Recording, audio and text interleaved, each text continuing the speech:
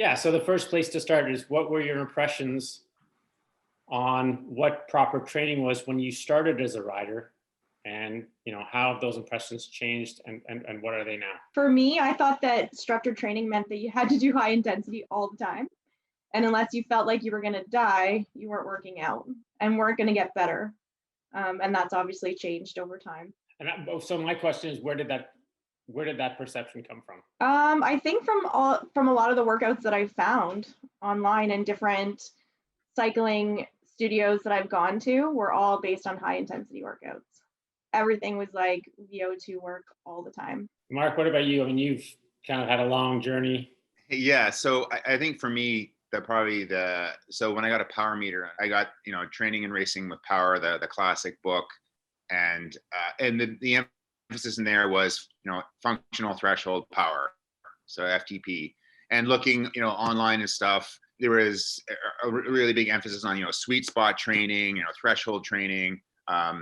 So I tried to do a lot of that. I look back at the training I was doing, and I'd be like 3 or 4 rides a week where I was smashing my legs. Then when I tried to actually do a proper VO2 workout, I couldn't actually do it because I was too tired. So yeah, so the whole thing around FTP and sweet spot, and every time you turn somewhere was, the key to racing is improve your FTP. One of your interesting observations that you told me about was looking back at your training diary and realizing that you weren't finishing a lot of workouts, actually. There were periods where I'd go hard for, a week or two and then get tired and then I couldn't complete the workouts. But yeah, when I look back and I was honest, there were a significant number of workouts I couldn't finish. So, and I think the big word there is it was inconsistent. And that led to not, plateau or just realizing this isn't working for me. But I'm a bit stubborn. So I tried to keep at it. And well, that obviously didn't work. So, when I started riding, I would say that you just kind of keep moving up to stronger and stronger rides and trying to hang on. So that was kind of my first experience with training. How long can you hang on? Can you make it through this section? And that was the advice that I got of what it took to get better. I was fortunate. I started working with a coach quite early on. So there wasn't the overemphasis on the power, but I would say there was the high intensity was the focus. And the problem was, even though I got the training, the other riding I did was all in high intensity. It was the group riding, it was the crit racing. You do improve for a while. I mean, I think that's the scary thing, right? Is that you do improve and you get better. For me, I was getting better over the years for about 5 years. And then I just found myself getting exhausted. And I remember there was a year where my body just stopped performing. And so I think that's the tough thing, is that it's an addictive training strategy that many of us come to that's not sustainable. And so I think that epiphany was there's got to be a different way to train here that can drive performance, that can also result in a more pleasant and kind of self-aware approach to training. So that's been the evolution for me that's led to some of the stuff we're talking about here. I think that experience is pretty interesting because I think it does work at first, but I think it works at first when you're a new rider and you're not actually very strong. So while the training is hard, you're not actually doing that much wattage, and you do progress through the groups and you get stronger and stronger. But the problem is, as you get stronger and then your threshold gets, you get more powerful, that's when you start digging the hole, and this kind of cumulative effect happens over the years. So I think that's a very common experience. My experience is a little different. When I've been riding for such a long time that for me, doing 4 or 5 time rides a week was just something that I kind of did. And I thought I was training, given that I was doing 4 to 5 rides a day or a week, and, riding to work and a bunch of stuff. And a good friend of mine that I work with, Ian, he basically asked me, goes, yeah, you're kind of strong, but you don't really train. I'm like, what do you mean I don't train? I ride 4 to 5 times a week. And it kind of dawned on me that I'm not. There's no structure to what I'm doing. And then a couple of years ago, I decided to do an haute route in France. And then I realized that I got to do something that's a little bit more structured. So, I went online and I found the Time Crunch Cyclist. And I thought, this is perfect. Just lays it out. I can do it by myself. And for most part, I kind of did it. And I guess to the experience that you guys have had, it was all just threshold stuff. And, I'd wake up in the morning, get on the trainer, or I'll go outside and, do Ellis, 200 times, and thinking that I'll be prepared for, 3,700 meters of climbing, times 3 in a, for this particular event. And what was interesting, I put in the time, and I think we all put in the time. It's just a matter of making sure that you're using that time for the right things. And when I actually went and did the events, it's pretty crazy. The first part of the first day, I was sort of going down. It was a bit of a descent, and then the climb starts, and I go, okay, here we go. This is what I've been training for. And I thought I had this number in my mind. I got 240 FTP. I could push that for an hour, no problem. And if you look at my power file, you'll see that I start off that way, and I start passing all these guys, and next thing you know, they start passing me, and I'm out. And I've realized I got 2 more days of this, and how the hell am I can do it? And what was interesting when I look back at it, when I look at what I was actually riding at, it was at my lower side of my endurance, and that's all I could do. And I did okay. I finished it, but it was more of survival than suffering to actually do something well. So when I came out of that experience, I was satisfied that I completed it, but I was a little disappointed that I didn't do it well. And that's when I actually came to Andrew, because I knew I put in the time, but I actually wasn't doing the right things, and I was tired and I was lost. And that's how I came to Andrew, and that's what training sort of meant to me. And now, knowing what I know now, and if I did that right again, it would be night and day, for sure. So, I mean, in my experience with clients, it sometimes takes a while. Yeah, I mean, it usually takes like a year to get people to kind of start changing their view on training and experiencing it and how it works. But I mean, for you guys, was there an aha moment where you were like, like this, I need to change this, or something needs to be different? I think for me, I don't know if it was a moment, but I think there was a year where, I started to question, do I like this training, riding my bike thing? So I basically took a year off racing.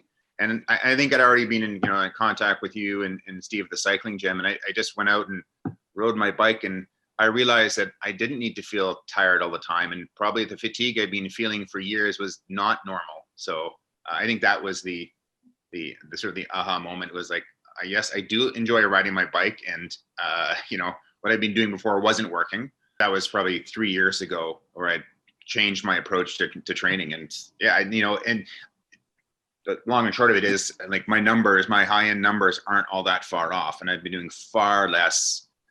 I don't really do threshold or sweet spot anymore. It's just tempo, and then like true high intensity. I feel a lot better. I enjoy the training.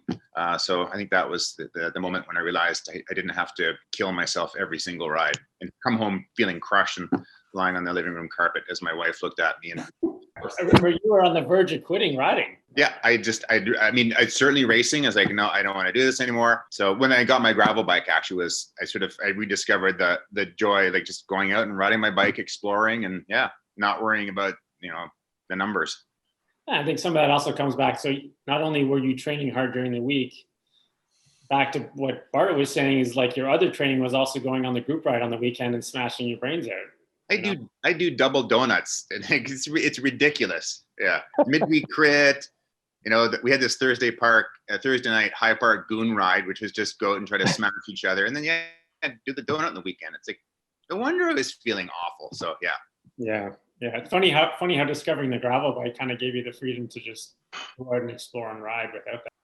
Yeah, I had probably 2 epiphanies. So when I moved back to Toronto from Vancouver, I was looking for a new coach because my coach had been in Vancouver. So I interviewed 2 people. One who I went with, very nice guy, but very much like, go hard. All the training was like maximum effort. You gotta give it. And I remember after a year or 2, and I was actually having like really good race results, but I remember and it was like September or something. I was just kind of tired, and it's like, why? I just see you go out on your workout and you just kind of rode around. And he's like, you got to be giving it your full effort. I was like, but what are we trying to achieve? Like, what is the plan? And there was no clarity, and there was no science behind it. And I was like, I need a new coach. So I moved. So that was one epiphany. And then I moved to someone who was very scientific, really grounded in VO2, or so we did, full testing, and but the intensity was too high for me. And it also didn't have the kind of race coaching and perspective of how to ride to be successful beyond just numbers. And so it was kind of, I recognize it's not just about how you train physiologically, but also how you marry that with your approach to cycling. And as you said, Mark, with the joy of the bike. So I think it's, you take good things from the people you work with, and you realize kind of philosophy you need to train and thrive and enjoy the bike. And you, Holly, so you were hitting it pretty hard in the spin gyms and stuff, and then? Well, it's funny because sort of what Mark was saying, you ride hard all winter, and then you smash it on the group rides in the summer, and you're just exhausted all the time.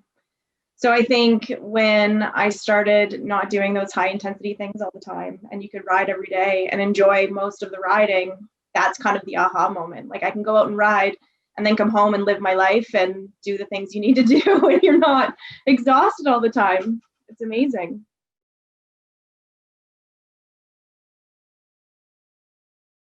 And so, yeah, I mean, you kind of all touched on it a little bit, but I guess, would you all say that, I don't know, you're changing perception of what training is, moving away from all high intensity or all threshold training? It's made your riding more enjoyable and made it fit in with your life a bit better, even, maybe, I would say, when I would go on these rides, I would feel that I'm like fighting with my bike.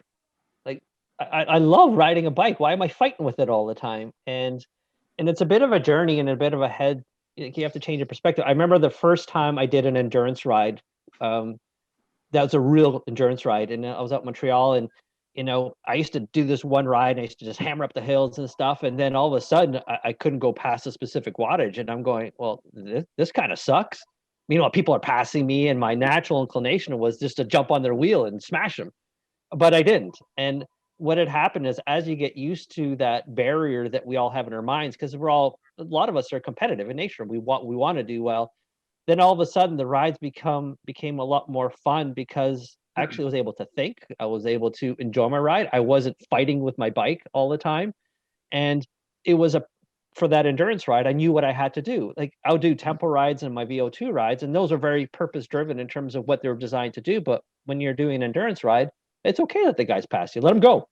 And that for me took a good 8 months probably, where I just I was happy. I came back from a good 220K ride, and I'd be all right. Let's go have a beer, versus like, oh my God, I'm dead. And then you're out for a week. Like, it's ridiculous. And I enjoy the bike a lot more, and I enjoy the structure in terms of how it fits into my day and what I need to do. And you see the progress. So, and that fulfills me. That makes me feel good. I think even now that it's very rare that there's a day where I'm like, oh, I don't feel like riding the trainer. Where when I was doing all the high intensity stuff every day, I was like, oh my gosh, I don't want to get on the bike. This is going to be horrible. Yeah. And now, as much as it's about like staying fit and improving cycling, it's also great for mental wellness as well. Especially in these times, like just having that, the outlet where on a given day that you can actually go and do something that's so different is, for me, it's been a lifesaver in these days, considering I'm locked up in my house all day, every day. Yeah, I've found too, totally, that it becomes more sustainable. I think every year back when I was, racing and training at high intensity, there'd be periods where my body would just get sick, where I'd be, have to stop due to exhaustion. There'd be weeks or, a month or two. And I mean, like, I just finished a year with my biggest volume ever, biggest volume in hours, distance, and elevation. And I don't think there was a week where I was like, I think, Andrew, you're like, oh, you can take a break. I'm like, I'm good. Just keep going. But you just lower it because you can control the intensity. Yeah. So that's been a big change. Riding has become, more enjoyable and I think sustainable, because I said I don't feel that fatigue, which at one time I accepted as normal, and I realize now, no, it's not normal. That you shouldn't feel that way all the time. Like Holly said, you had to go down to the trainer. It's like, oh God. And then I knew that I couldn't do the workout. And the other thing about endurance riding is I found liberating was when I didn't have to worry. I didn't have to stare at my power meter. I just could go about and know through breathing that, this is endurance pace. And you just start to enjoy your surroundings and not be obsessed with the numbers all the time. So I found that really good.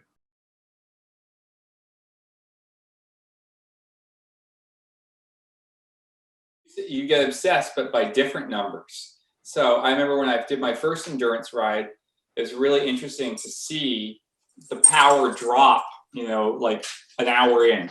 So you're like, okay, yeah, I'm doing, 180 watts. Oh, wait, an hour in, I can only do this at 160. And then, 90 minutes in, Why though? Why can you only do the 160? Just explain. because your body is not used to riding at endurance, right? So you learn that your body just is not built the aerobic base. Yeah. And so you're requiring the heart rate's young. Yeah, so to maintain your heart rate, you have to drop, because you're like, don't let your heart rate go over, for me it was 140. So the only way to do that is to lower the power quickly. So the number that gets interesting is how long can you keep your wattage? So next time you do 90 minutes, and then 2 hours. Oh, you can do 4 hours in endurance. And so I think that it's just interesting. If you know what you're after, I think you can train for different things, which is cool. It has a huge impact on the type of riding that you do. And I think for others that may not be wanting to race, if you're doing the cancer ride, for instance, it's a 2-day event. Like, how do you do that consistently over 2 days and train for it? And a lot of people, like I do the cancer ride every single year, and you see these kids that are super strong, and the first day like, the next day they're just like, whoo, they're nowhere to be seen. So it's interesting in terms of the implications of it. And even on the Truth that I did, going back to that, if I did everything in endurance and I managed that, I would have a very, very different result. Like, I can't tell you, after the first day, I had a massage for an hour and a half. I went to a crypt, like my body was ruined. But knowing what I know now and how would I've approached that, it would be so different. It's just a completely different experience. Well, what you're saying is you could have ridden your current endurance ability and been faster than what you did trying to ride threshold. 100%. 100%.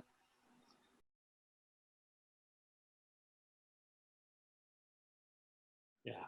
I mean, I think back to that point, I think what you're talking about with the Ride to Conquer Cancer idea is this understanding a bit more about pacing and what our bodies are capable of. And it applies to every aspect, every kind of rider and every aspect of riding, right? So I think it's kind of across the board.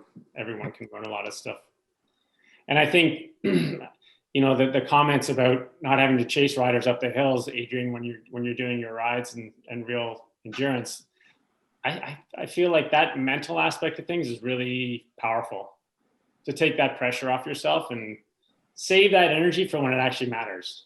When it's go time, yeah, okay, man, like, nobody's passing me on this hill because I'm going to crush it. But the rest of the time, it's like, who cares? I don't care. Yeah, you're doing threshold. You're not actually getting any better, but I'm going to do what I'm doing, and I'm actually going to be faster than you when the time comes. I think that's the tough thing about about the club riding is it really drives that kind of ranking and then competition. Like here, I love Morning Glory. I'm a big fan of it, particularly the weekend rides where it's more like you can actually get into more of an endurance tempo ride. But the weekday rides, it's like everyone's like, what group are you in? What group are you in? How long did you stay with that group? And so it kind of, it's not training. It's like a race without numbers on it. And so I think that's just kind of learning a new way to train and to kind of be able to create mental separation from that competitiveness is helpful. But I think if you look at it from the standpoint of why is it that people do this? And if I look at myself and why I did it, it was to build confidence. I know I can do this. I know I can beat that guy. Therefore, I am stronger. Therefore, I can ride harder. So it's almost like focusing on the wrong thing to build confidence versus building endurance and aerobic. That actually that gives you the right confidence. It just takes longer. And it's not as instant gratification in terms of what you get out of it. And that was the big mind shift for me as well, is in terms of, okay, how do I just let go of what my immediate needs are and actually think through the long term, and using these tools to be able to then manage my rides better and smarter. Because fundamentally, if you have that aerobic base and you're able to know how to ride tempo or even VO2, when you're in a group ride, all of a sudden, you know way more about yourself than the group does. And then you know when to pick and choose your moments to do what you want to do for fun, right? Like, it's fun to jam up hills. So I found that that's, confidence is a big issue, and why people do what they do. Because if you're riding endurance, kind of like, oh, well, what am I doing this for? Especially if somebody's new to the sport, right? It's like, this is kind of boring, but it serves its purpose. Well, and then I guess I was going to ask you guys. So, okay, so you started off, we're doing a lot of threshold training and digging ourselves into a hole and getting tired. And then we make this shift in our mentality and, hopefully enjoy our riding a bit more. But is there the new style of training, that's perhaps more aerobically based, we could say? Is there a really positive riding experience that you can remember that, a more aerobic style of training has enabled? The achievements become different, so like I did, like Adrian, you referenced a long ride. I'm like, I'm just going to go do a solo 230, and I think the metaphor you described when we were talking about prepping for it was unrolling the carpet. Like I rode the first hour sub endurance, and then it just, kept going like hour after hour after hour. And you're kind of like, okay, I'm good. This is still going. So, by the end, when you have that achievement, you're like, this feels, I don't feel shattered for doing this. I felt worse doing an hour, hard ride at times. So I think you start coming back from your rides and feeling you get that sense of achievement because you ride within yourself. That to me is very rewarding.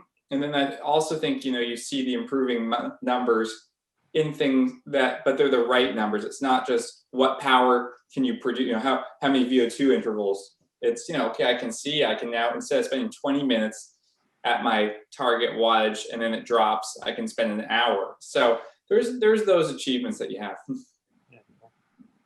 Yeah, I would say just to add to that, this year the cancer ride went virtual, and so what I decided to do is to ride from my house up to the cottage, which is about 160K away. And on that day, it started off really nice, then a wind picked up, and then it was like hurricane. It was unreal. But to your point, riding within yourself and knowing you have the confidence to be able to complete that ride, you just slow down, but you're riding within that limit rather than you're just sitting there and putting your head down to the wind and trying to get it done and grind through it. And I finished that ride, and yeah, it was a hard ride, and I felt great about it. Like, wow, that was awesome. My parents, like my family, thought I was nuts, but I did it, and it made me feel great about it. So yeah, it's different.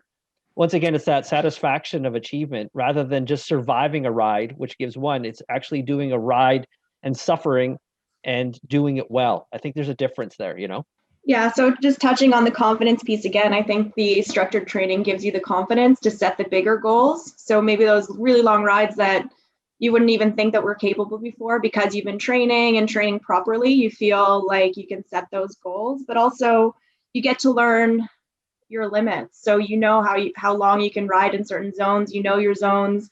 You start to learn more about breathing techniques and all of that stuff. So it all comes together to make the riding experience better. I think I just sort of similar experience to everyone else here. Is just the riding in general has become more enjoyable. Doing a 170, 180 whatever ride, and just pacing yourself, coming back, and you're not crushed. You actually enjoy it. You enjoyed yourself on the ride. But I think the biggest difference is then when you want to go hard is you actually can do a proper VO2 workout and not feel like everything responds, your breathing, heart rate responds. So I think that's for me it's just a better riding experience. I'm not crushed. I enjoy the rides. I enjoy the rides more. I mean, I think that, like Bart, you're talking about the group rides. I think there's still a place. I do, Wheels of Glory it's basically a race. It's a race, yeah. I don't do it every week. I'll usually do it, every couple of weeks, but it's good. And, I was surprised this year I'd done very little, high intensity, and like my high end numbers were not off, and it was fine. So there is a different way to train and enjoy it and still, achieve, achieve your goals. I think one of the biggest changes in mentality, Andrew, I was going to mention before, is expectations. Someone mentioned the time crunch cyclist. And I think that was also part of the training culture for amateurs is, I don't have a lot of time. How can I get fit fast? What's the hack? What's the secret sauce workout that I want to get race fit, in 3 weeks? And I think I kind of was in that mindset as well. I obviously can't do, high volume endurance training because I don't have the time. So there must be another way. And of course, everyone was saying, I'll just do the intensity. So I think that was a change for me, is just changing expectations and just let the fitness come. Don't worry about it. Don't have, unrealistic expectations that I'm going to suddenly have, a 350 watt FTP because I did 6 weeks of high intensity training. So yeah, and that's more enjoyable. Adjusting the training expectations is another big thing. And I think with that, the style of training of endurance and tempo, you just, patience and consistency is going to get you to where you want to be without killing yourself. Yeah. So, but that's kind of like being realistic about where you can take yourself fitness wise, and then also realistic about it does take time. It's not a 6-week program that's going to get you there. Well, I mean, I think amongst a lot of us, the move towards sort of more epic days, like if you're going to go do something, let's go do like 180K gravel day. And it's challenging, and let's go do a route and push our boundaries. And, that stuff, while you need the ability, like across your training zone, you need an ability across your ranges. You're not doing a 4-minute VO2 interval when you're climbing a mountain for an hour and a half or grinding your way up some gravel hills. So I think that kind of stuff is really interesting as well. I did some gravel races 2019 actually with Andrew, and that was fun, and that was just a different experience. But definitely, I think gravel racing is I find it much more interesting, more enjoyable. I do going gravel around in circles for an hour and a half. Yeah, and I think I might be done with road racing. I think it was so, the intensity is so high, and it's binary, right? Either you're there or you're not. If you're dropped, it's done. And so I think that plus the travel time and stuff. I mean, I think when you can do a 5-hour ride, like you always feel this huge sense of that was a great day when you do a 5-hour ride, as opposed to take that 5 hours, you drive an hour and a half to the race, you warm up, you race for 2 hours, maybe you feel like, usually you feel like, oh, something went wrong, crashed, didn't finish, and then you drive back. So I'm like, you know what? I'm at the point in my life now where when I know I can use 5 hours to really maximize my enjoyment, it's great. And so I think that is the difference in the training, right? You can do that. Well, and I think the whole cycling world's going that way. Gravel, but also like look at EF's alternate calendar. You look at stuff like these guys who have like finished their seasons and then ride home. I mean, there's just this sense of like let's do the fun stuff, and rather than just chasing wheels in a car park for hours on end. It even applies to mountain biking too. Like I was a huge mountain biker. I used to do 24-hour races, and now I sort of came back to it. And I think the base of what I have, and even how I ride mountain bikes is different now. That, I used to attack every single hill and then just die. And then you sort of recover on the downhill and you do it again. And now it's just so much more stable. And the guys I go riding with, I see them do it. And I pass them on the top or on the flats. I just kill them now because they're just recovering, and my ability to recover is different now than what it used to be, and it's way more fun than I've ever had. And it's funny you talk about the mountain biking. So I, under pressure from certain people in this call, I got a mountain bike. But one thing I did notice is I can recover from hard efforts. I recover much faster. I think now that I've got a decent endurance base, I can still do those hard efforts, but I'm not like I recover heart rate and breathing comes down like dramatically. I'm not, gasping for 3 minutes afterwards. So that's an interesting part I've noticed so when I do the high intensity training is I recover much faster. Yeah. I think, when you can feel that you can ride without destroying yourself, it becomes even more fun. I see it with our club. People come and then they leave, like they just drop out. And it's a route, the attrition rate is very high. And these are the same people who, 1 week they're like, yeah, I'm moving up from group C to group B. And then next year you're like, where are you? You're gone, and so I think it's just, A, it gets harder and harder. The returns become diminishing. Yeah. And C, just once you move up there, you're outside, like maybe those guys are riding endurance tempo, but you're at sub threshold. We kind of tend to train ourselves up one level and to be riding with one group higher than we should. And so I appreciate, also having a community, because we're talking about here, a group of people who kind of are philosophically aligned, so that when you go riding with people, people understand how to ride together, that you can work to not blow the group up. Like, it's not an achievement to drop people in a group ride. It's actually more of an achievement if you can, take advantage of the group's cohesion. So funny on that, so I still, try and get out and lead some group rides. And I always do like a couple little speeches at the start, and I'll say to people, look, we're going to ride like slow on the hills and fast in the valleys. And you watch, we're going to go faster than you used to. And people are always like blown away 3/4 of the ride in. They're like, I can't believe we're averaging 34.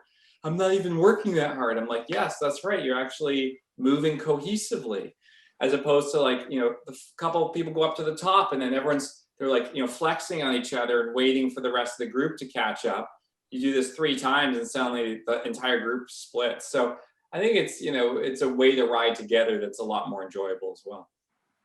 So what would be our advice to a young rider that's getting into this, that's got the strength, it's got a bunch of talent, it's got a couple of years under the belt? Because I think that's the most interesting thing. Like, we've all come to this at a journey that's taken time.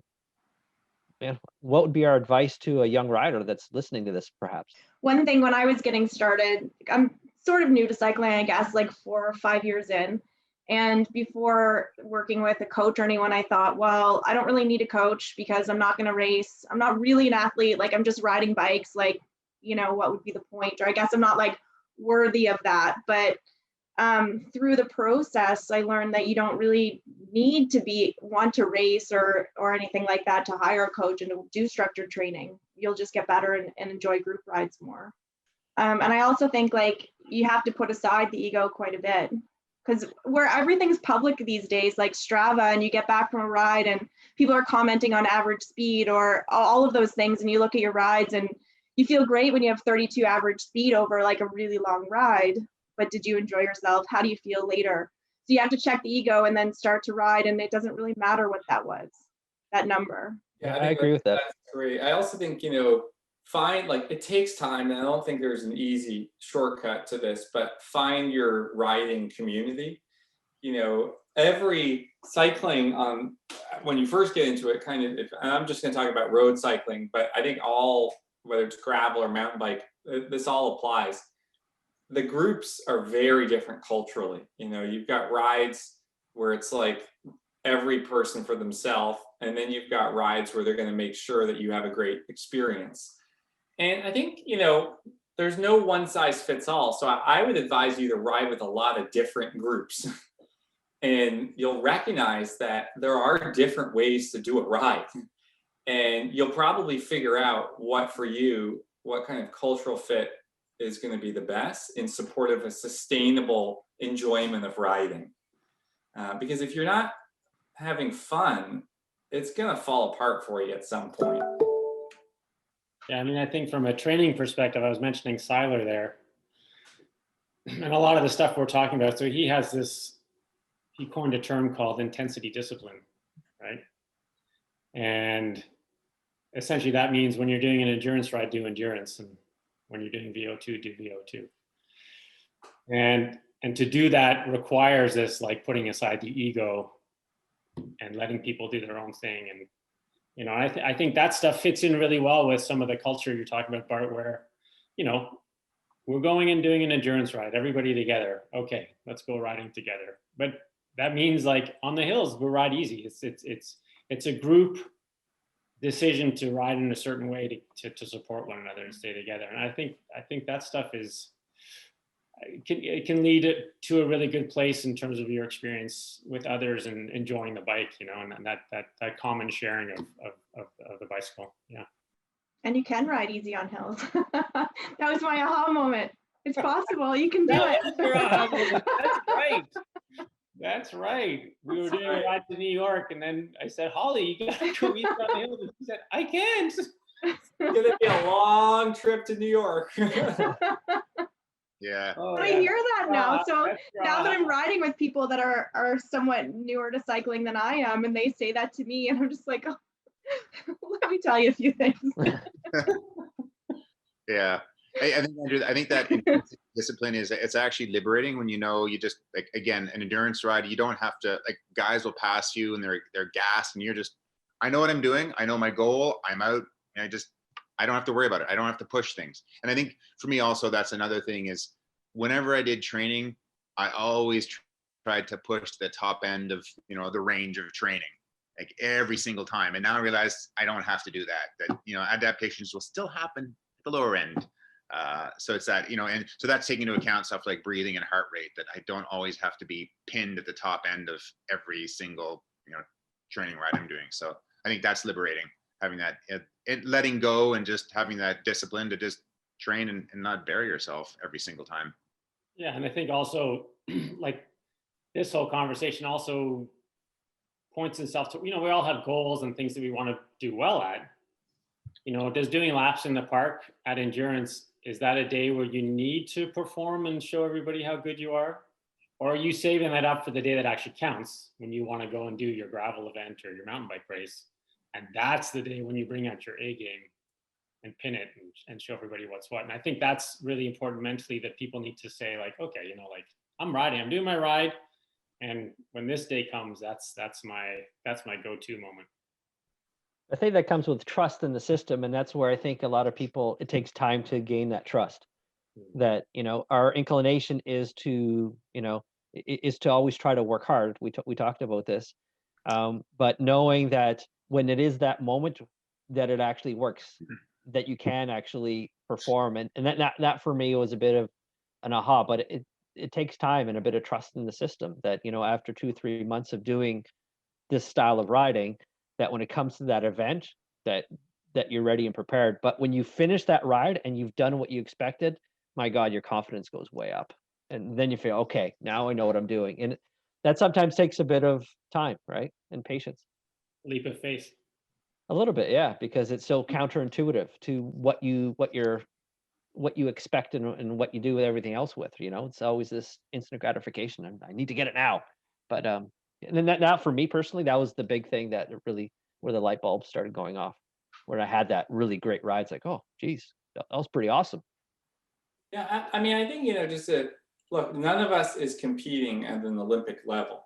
You know, who knows? But maybe. I think for most people, whether you're like a masters racer or you're just getting into the sport, like we do it for the enjoyment of it, right? The social, the performance, the health. And so to me, the key is finding a way to understand how to enjoy it every time you're out there, to feel that sense of achievement and progress.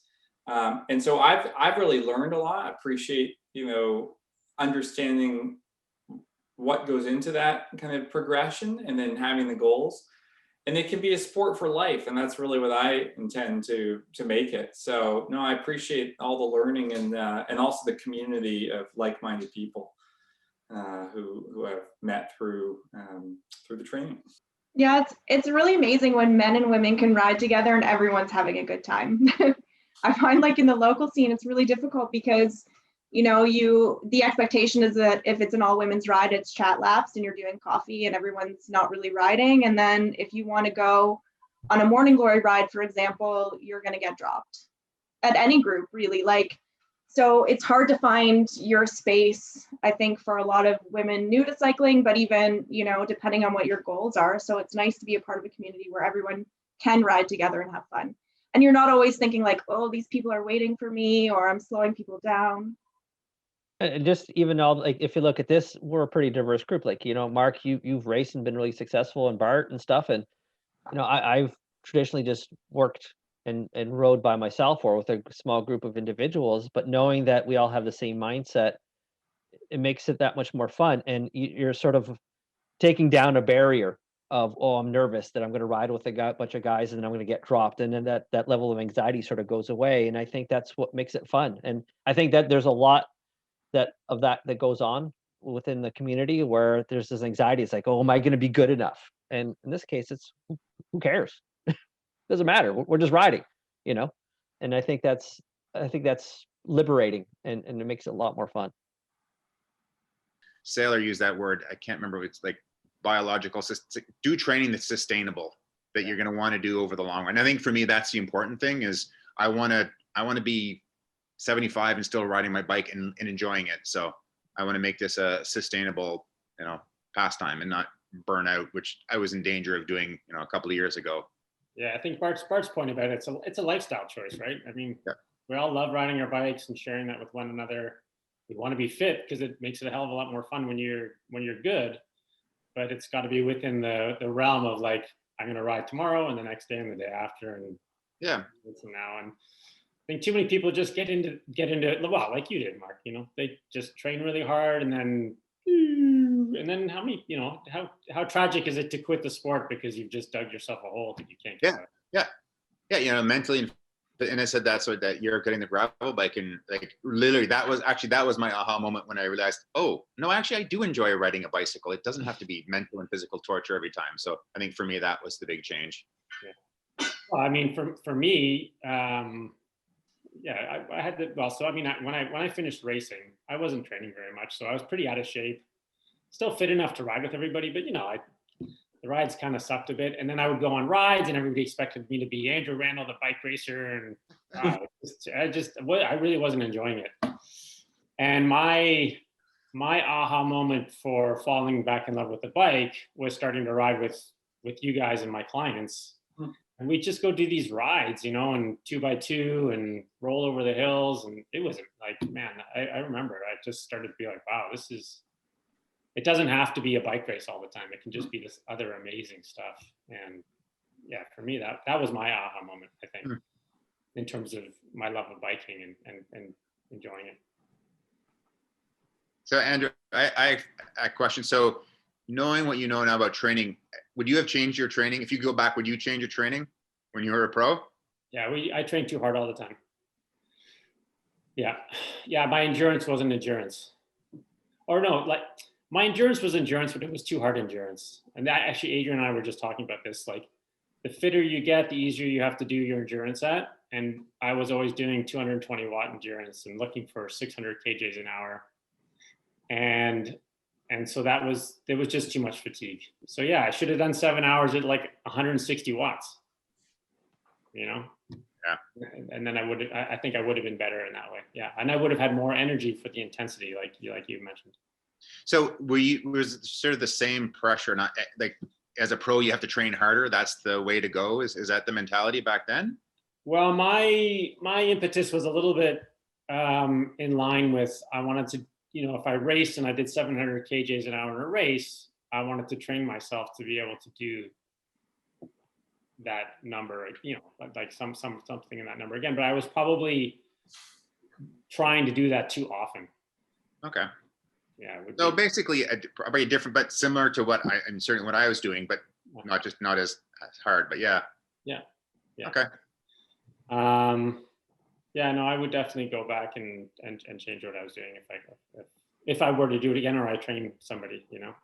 But when I've worked with people that are racing, to get them to do that it's really hard for them to do it. For me, I know, like, it took me a long time to get out of those mental habits of always pushing the top end of the zone. It really, and that intensity discipline, I'd find myself on rides always pushing it. So I think it's just like in the past year where now I've really let go of those habits that take so long to undo. Yeah. Well, I mean, we like the sensation of having worked, right? Mm-hmm. Yeah. A good ride. It's satisfying, right? No pain, no pain. Yeah. You feel shattered. Like, look at the language, right? I'm shattered. I'm crushed. Like, I'm wrecked. Like, all this stuff is like suffering, the badge of achievement. The worse you feel, the better the workout must have been, right? So it's, I think that's the reality too, that there's a rhetoric around it that perhaps isn't healthy for this kind of sustainable training. I mean, I do think, Mark, you mentioned the power meters. Like, I think power is an incredible tool, but when I talk about what my goals were there in my training, right? It's all power based, and like, I got to do 600 kJs an hour, and like, it's an amazing tool to track change and focus our workouts, but it's a double-edged sword, right? And you have to be careful not to don't know, I say the term like chase the watts. Yeah. Yeah, yeah. No, I mean, I was certainly chasing watts. Yeah, and I think that makes it less pleasant, not less fun. You're always, thinking about the numbers that you have to pin. Like, I got to be doing this, and when you let go of that, it is, as I said, it's liberating mentally. I find it is a more enjoyable riding experience. Yeah. You're Well, still, yeah. I was going to say, you made the point about doing an endurance ride and just paying attention to your breathing and how it feels and not worrying about the numbers. And, this year, one thing I've enjoyed to de-stress is go do an endurance ride and I put my Garmin in my pocket. Still record the data to look at later, but I'm not looking at the numbers, and that's been quite enjoyable. But it takes a while to get that sensation, because that's all feel based. And I think, you talk about these pros and they do things by feel, but they have years and hours to know what they feel like. And I think after a year of sort of training with you, I'm only starting to get that feeling, the sensation or trust that my feelings are the right ones. And it does take time because we have these inclinations to work harder or not, or even knowing what does endurance really feel like. And when you back off, how do your legs should feel and stuff. So it takes time to start feeling and getting that sensation where it's right. It says you have to almost modulate it so that it's calibrated in the right way. Yeah. But when you get it, it's like, oh wow, this is awesome. Yeah. And okay, I agree with that. And then I had a very interesting experience this summer where, in Training Peaks, you're training with power and you can look at the variability index, right? That's comparing your average and normalized powers.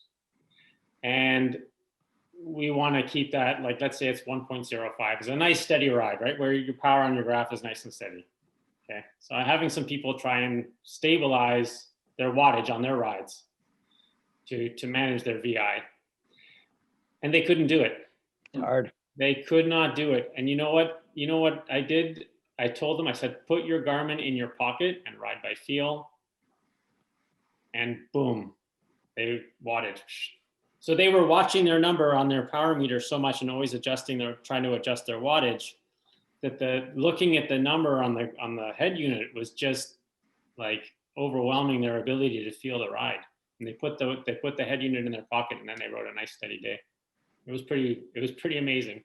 Like Training Peaks, like the TSS and CTL, there is sort of a built-in bias to high intensity. Like if you just do endurance rides, your CTL doesn't seem to come up. And I remember Steve saying that doesn't really reflect what you're actually doing. So it's very hard as an amateur rider to move those numbers. Yeah. I think there's a bias to intensity and a bias to volume.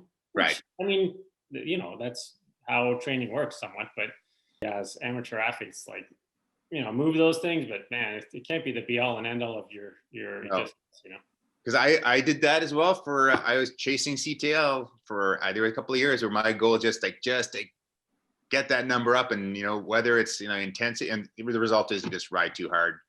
No, it wasn't usually volume, is because I found the easiest way to bump TSS is just throw some intensity in the ride, and that in Training Peaks really bumps everything up. Yeah, So long hard ride goes a long way if you're chasing that score, right? Absolutely, except that you're lying on the floor, unable to do anything for the rest of the day. Yeah. Or even dessert, like that's the same thing. Their main thing is threshold number. That's the biggest number, and then you got those little stars up top to see where you are. Yeah. And I was chasing those stars. I'm like, what do you mean I'm not competitive?